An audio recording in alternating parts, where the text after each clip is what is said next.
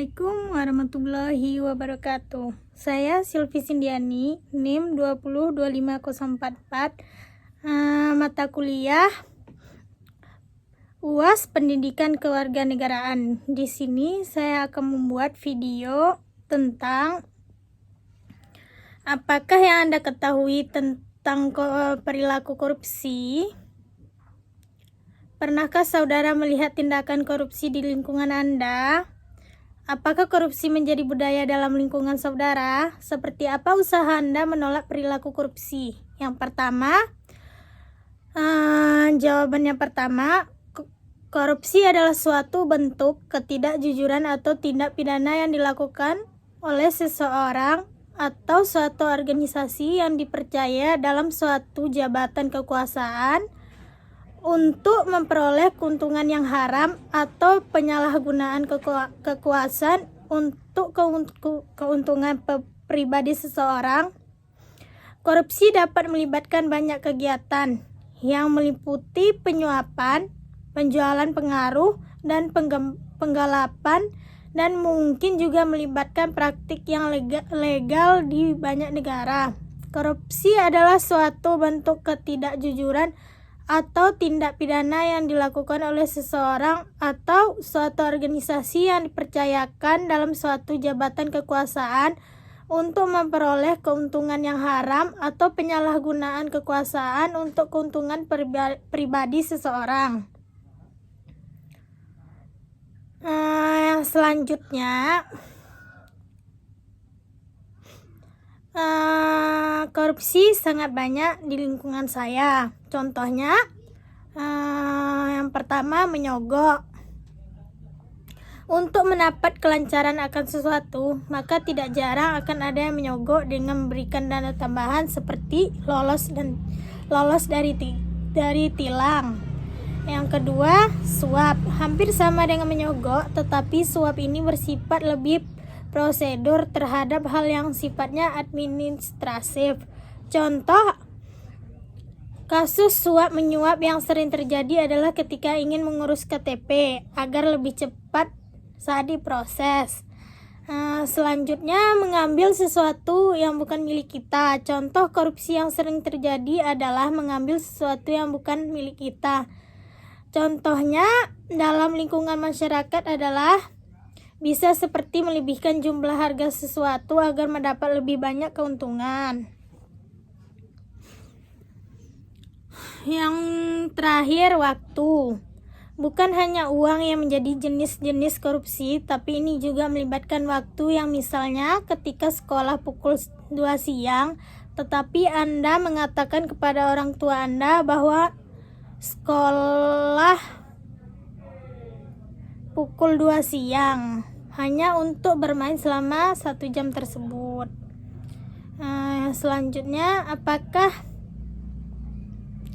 korupsi menjadi budaya dalam lingkungan saudara? Tidak.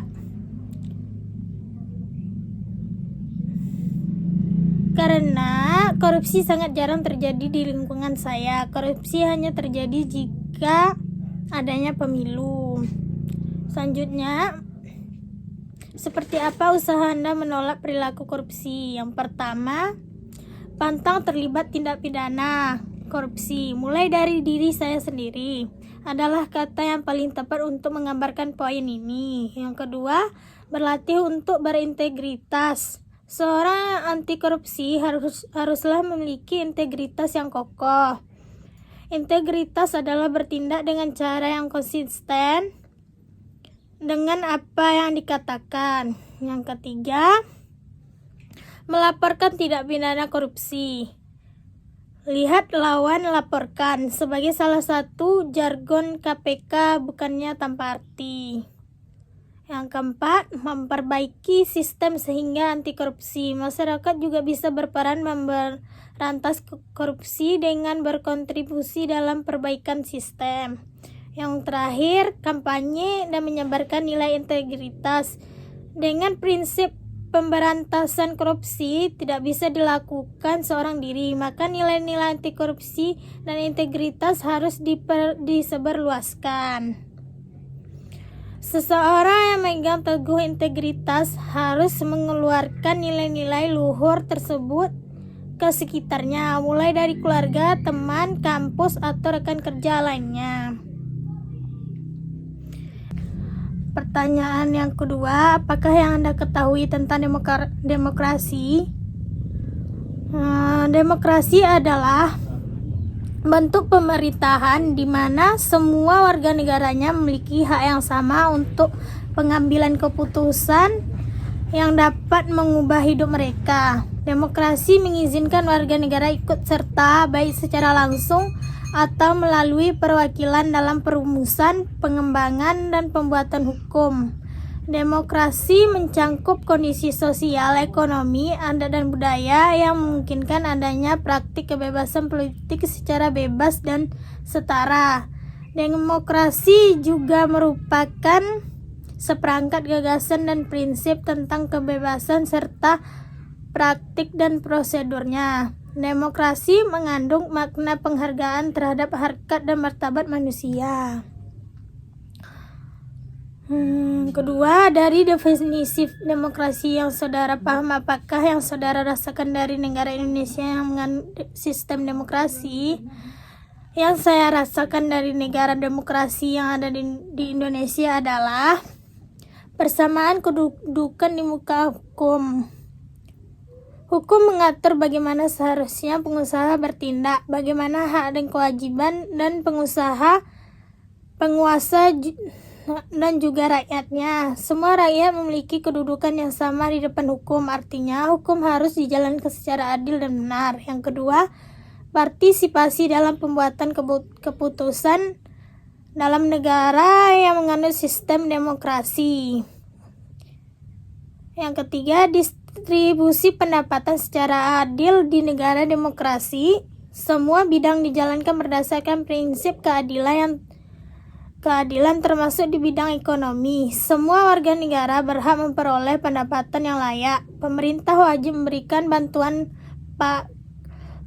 kepada fakir dan miskin yang berpendapat rendah. Yang selanjutnya, kebebasan yang bertanggung jawab dalam sebuah negara yang demokrasi. Terdapat 4 kebebasan yang penting, yaitu kebebasan beragama, kebebasan pers, kebebasan mengeluarkan pendapat, kebebasan berkumpul. 4 kebebasan tersebut adalah HAM yang harus dijamin keberadaannya oleh negara, akan tetapi dalam pelaksanaannya meski bertanggung jawab. Artinya, kebebasan yang dimiliki oleh setiap warga negara tidak boleh bertentangan dengan norma-norma yang berlaku. Kebebasan yang dikembangkan adalah kebebasan yang tidak terbatas, yaitu kebebasan yang dibatasi oleh aturan dan kebebasan yang dimiliki oleh orang lain. Pertanyaan selanjutnya, melalui kegiatan pemilu tahun 2004 nanti, sikap demokrasi seperti apa yang saudara lakukan? Pemilu merupakan sarana bagi masyarakat untuk ikut menentukan figur dan arah kepemimpinan.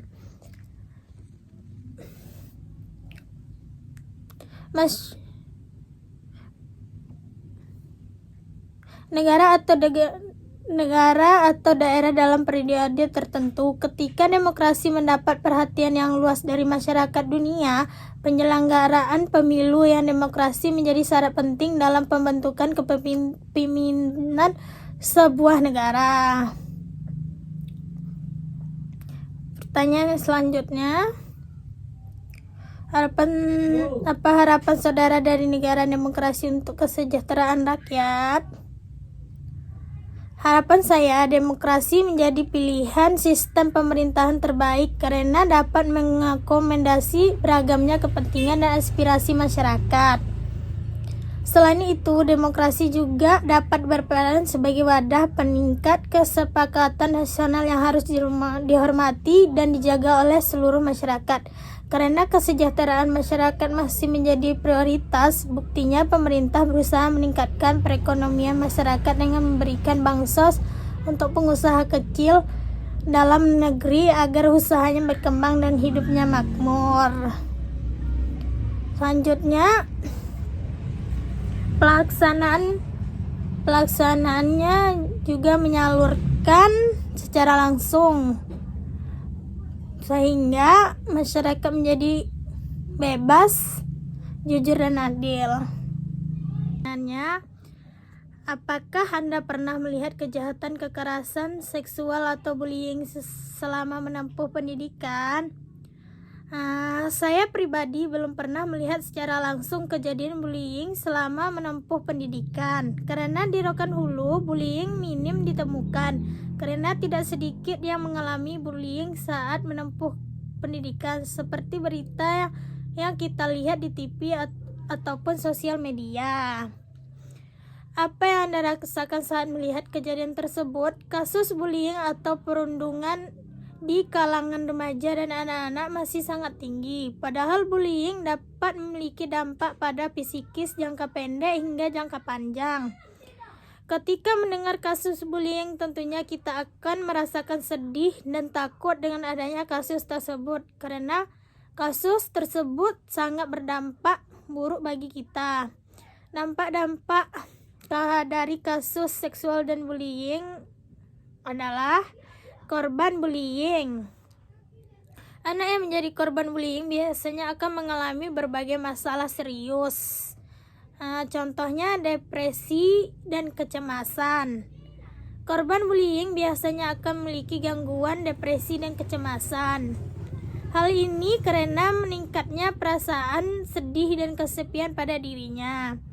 Yang kedua, keluhan kesehatan. Sebab adanya pelaku kasar atau ucapan yang membuat depresi itu akan membuat dirinya tidak berminat untuk melakukan berbagai hal seperti makan. Hal itu akan membuat kesehatannya mengalami gangguan yang cukup parah.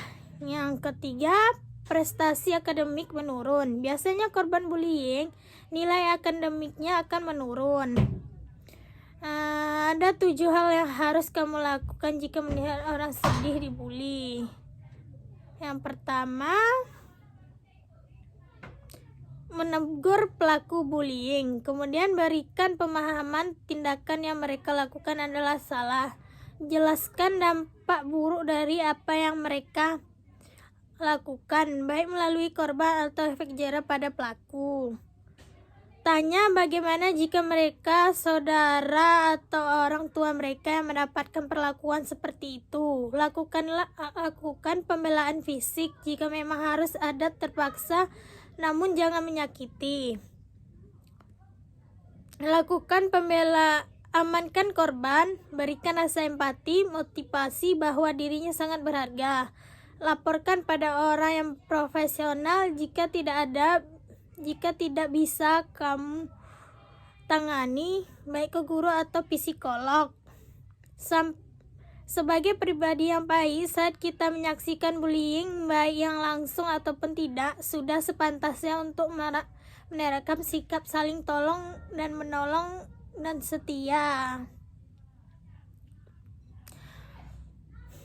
Apakah Anda membutuhkan pelayanan atau satuan tempat pengaduan dari kasus kekerasan atau bullying? Pada banyak kasus korban bullying tidak berani memberitahu siapapun tentang kondisi yang dialami karena diancam oleh si penindas. Padahal saat mengalami bullying, korban sangat membutuhkan bantuan dan dukungan dari orang lain. Untuk saat ini, pemerintah Indonesia sudah memiliki layanan pengaduan terhadap kasus bullying. Pengaduan kasus juga bisa kita lakukan di lingkungan sekolah. Dengan mengadukan kepada guru, dan guru akan menindaklanjuti masalah tersebut kepada pihak yang berwenang. Sehingga dengan adanya satuan tempat pengaduan kasus bullying, korban akan merasa terlindungi dan pelaku bullying akan dapat diberikan pemahaman dan pelajaran agar bisa memperbaiki sikap dan perilaku yang tidak baik tersebut. Sebagai pribadi yang baik, saat kita menyaksikannya, kita langsung menolong. Pada saat kasus bisa juga dilakukan di lingkungan sekolah yang mengadukan kepada guru, dan guru akan menindaklanjuti masalah tersebut kepada pihak yang berwenang, sehingga dengan adanya satuan tempat pengaduan kasus bullying, korban akan merasa terlindungi dan pelaku bullying akan dapat diberikan pemahaman. Itulah tadi video dari saya. Lebih dan kurangnya saya mohon maaf. Assalamualaikum warahmatullahi wabarakatuh.